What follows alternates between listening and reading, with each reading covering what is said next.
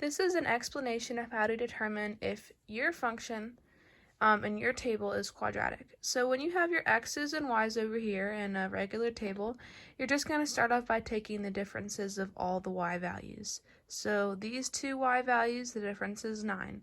These two y values, the difference is 7. These two, 5, and then so on and so on all the way to the bottom of your table. And then when you're done with that, you'll see that the first differences aren't consistent, so then you'll have to find the differences within the first difference. So the difference between 9 and 7 is 2, the difference between 7 and 5 is 2, 5 and 3, 2, and then so on all the way down. So now you'll see that your second difference is consistent, all 2's, which means that it's quadratic. So you're going to use this equation, or this formula, y equals ax squared plus bx plus c, and you're going to use everything to plug it in to find your b and c value, because we already know that 2 is equal to 2 times a, so a is 1.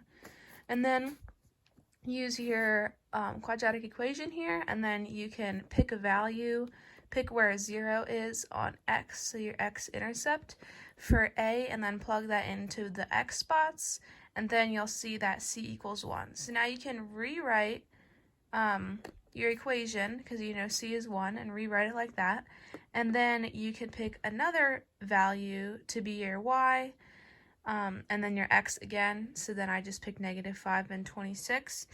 So then your equation will look like this, and then when you simplify it and you combine like terms, you'll eventually get 26 equals 26 plus -5b, and you want to take away 26 from both sides, and then you're left with 0 equals -5b.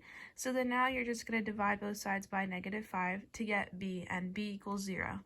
So now that we know our a, b, and c value, we can rewrite our equation to be our final equation to be y equals 1x squared plus 0x plus 1.